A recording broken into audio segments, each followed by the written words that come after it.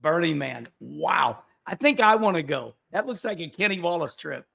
100%. I think that you would have a blast. I think you would be like, the energy would transfer through you, and you just like, you'd add to the vibe too. Yeah, I think I'd run around naked is what I would do. You very much could. If you wanted to. The first day, I'll tell us. I went the last 2 years, and the first year when I went, it was like the second day I was there, and it was quite a whiteout. It was very like windy because it's in the salt flats, so the wind kicks up and it's just a whiteout.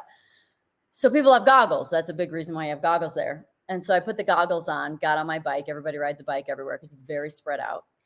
And there's 80,000 people there, so it's huge. And I get riding on my bike, and I turn around the corner, and I'm like heading into like the thick of things. And here comes at me a naked parade. And it is 98% men. Oh my. And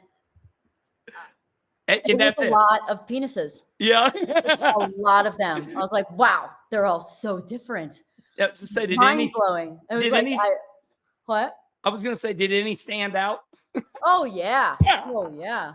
Definitely. Some piercings. Oh, my God. I think I'm red. Definite variety.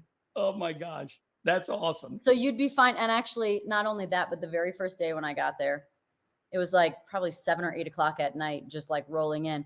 And there was a dude buck naked with a backpack on, like walking around inside of our camp. And I was like, okay, that's how we're doing it here. So I was going to ask you about Burning Man at the end, but you brought it up. What is Burning Man? What is it? What does it represent? How did it come about?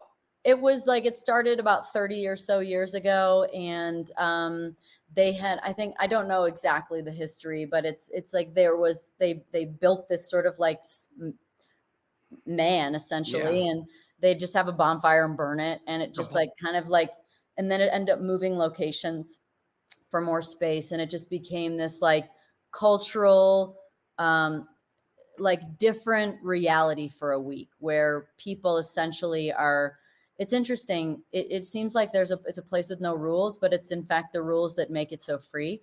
And there are 10 very, very strict rules there.